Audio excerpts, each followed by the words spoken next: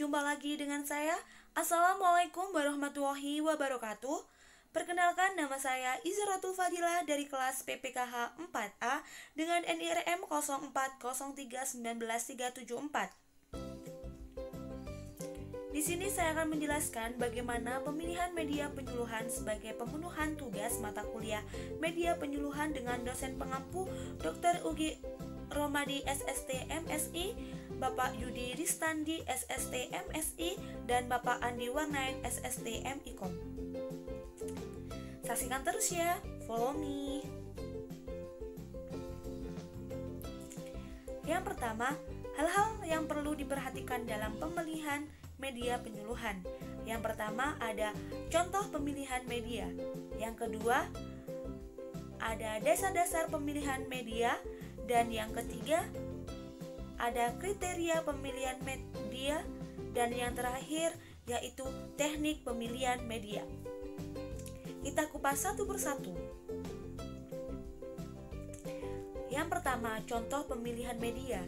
Di sini saya mengambil contoh bagaimana sih pemanfaatan kotoran ternak sebagai pupuk kompos melalui media sosial. Jadi contoh pemilihan medianya yaitu dengan menggunakan media sosial. Yang pertama yaitu lokasi penyuluhan. Lokasi yang digunakan dalam penyuluhan. Nah, dalam pemilihan media yaitu media sosial, lokasi penyuluhan tidak digunakan karena lokasi penyuluhan hanya dibutuhkan untuk membuat video, kemudian video akan di-share atau dibagikan ke media sosial yang tersedia. Kemudian yang kedua ada alasan pemilihan judul. Pemilihan judul dengan pemanfaatan kotoran ternak sebagai pupuk kompos melalui media sosial ini sangat tepat. Karena apa?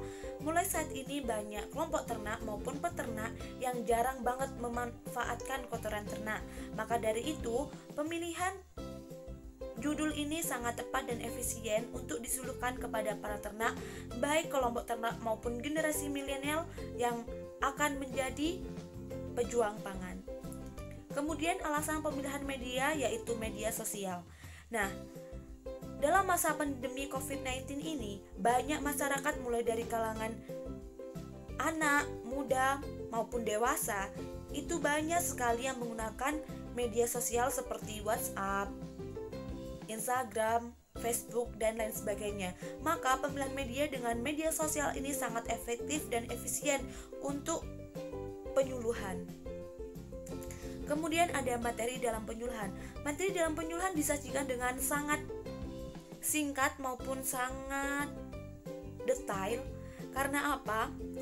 Dalam pembuatan video yang akan di-share kepada atau yang akan di-share ke sosial media, harusnya video ini tepat dengan sasaran dan mengandung banyak motivasi sehingga dapat menarik perhatian para masyarakat untuk dapat memanfaatkan kotoran ternak sebagai pupuk kompos melalui media sosial.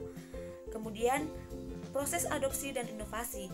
Proses adopsi dan inovasi ini akan lebih cepat diterima oleh masyarakat ketika penyuluhan itu dapat berupa video atau praktik yang direkam melalui video dan kemudian di-share melalui media sosial yang ada.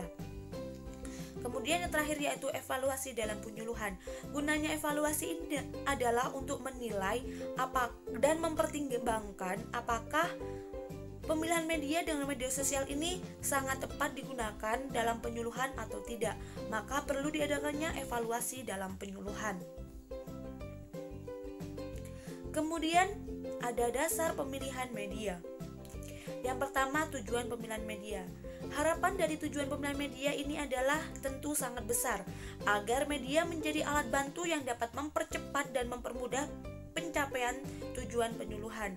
Maka dengan itu, pemilihan media sosial ini dalam penyuluhan pembuatan pupuk kompos bertujuan untuk menghindari kesalahpahaman dan dapat dipraktikkan secara langsung oleh kelompok ternak dengan melihat video melalui media sosial. Kelompok sasaran, yaitu kelompok sasaran dalam pemilihan media terdiri dari individu, massal atau massa, dan kelompok.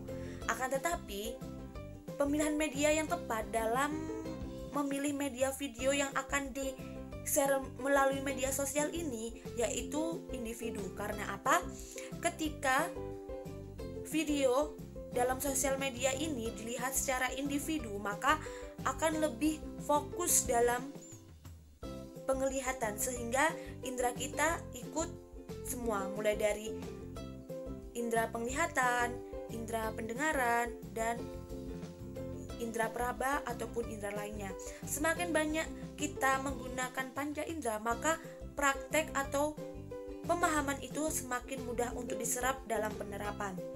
Sehingga pemilihan media video ini, kelompok sasarannya yang tepat adalah individu, yaitu dengan dilakukan antara pribadi satu dengan pribadi yang lainnya. Kemudian yang ketiga ada keadaan sasaran. Keadaan sasaran ini bisa dilakukan oleh masyarakat pendidikan rendah yang mulai dari SD ataupun masyarakat dengan pendidikan sedang mulai dari SLTP ataupun SMP, SMA ataupun sarjana. Dengan pemilihan media dengan menggunakan media sosial ini, masyarakat baik usia dini maupun usia tua pasti banyak yang menggunakan sosial media, karena saat pandemi COVID-19 ini semua serba dilakukan dengan keadaan online. Hal ini bertujuan untuk mengurangi angka kerumunan antara pribadi satu dengan pribadi yang lainnya, sehingga social distancing dan physical distancing itu bisa diterapkan.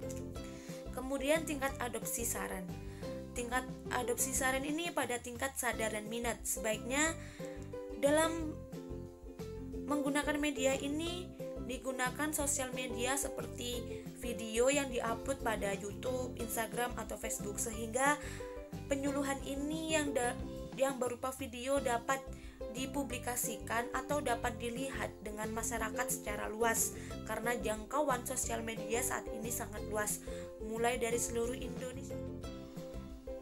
Kemudian ada kriteria pemilihan media.